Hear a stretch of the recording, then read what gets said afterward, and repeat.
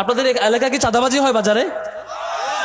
দেখবেন আমাদের বিশ্ববিদ্যালয়ে চাঁদাবাজি হইতো, ক্যান্টিনে চাঁদাবাজি হইতো, আশেপাশে মার্কেটে চাঁদাবাজি হইতো। এখন চাঁদাবাজিরা আর খাবার পায় না, চাঁদাবাজিদের খাবার এখন বন্ধ হয়ে গেছে।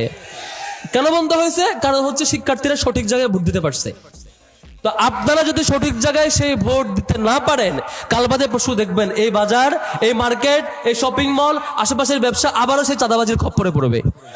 তাহলে আমাদের দ্বিতীয় করণীয় হচ্ছে, যে ব্যক্তিকে আপনি আস্থা পান না, এই ব্যক্তিকে ভোট দিলে তিনি চাঁদাবাজি করবেন না, এই নিশ্চয়তা যার ব্যাপারে পান না, তাকে কোনোভাবে ভোট দেওয়া যাবে না। এটা দ্বিতীয় ব্যাপার। তৃতীয় ব্যাপার হচ্ছে, আমরা মনে করি এমপি মন্ত্রীর কাজ হইলে মনে হয় এলাকায় এসে খালি বিচার সালিশ করা। আপনি দেখবেন যে বিশাল নেতা, সে ভোট হয়ে নির্বাচিত হয়ে এমপি হয়েছে, সংসদে দাঁড়ায় দাঁড়ায় একটা বক্তব্য দিতে পারে না, স্ক্রিপ্ট দেখে দেখে পড়ে। এর আগে দেখেছেন না? আমাদের রাষ্ট্রের জন্য একটা লজ্জা। গত টার্মে আমরা দেখেছি এমন এমন এমপি ছিল, এমন এমন সংসদ সদস্য ছিল, তাদের মুখ দিয়ে কথা বের হয় না।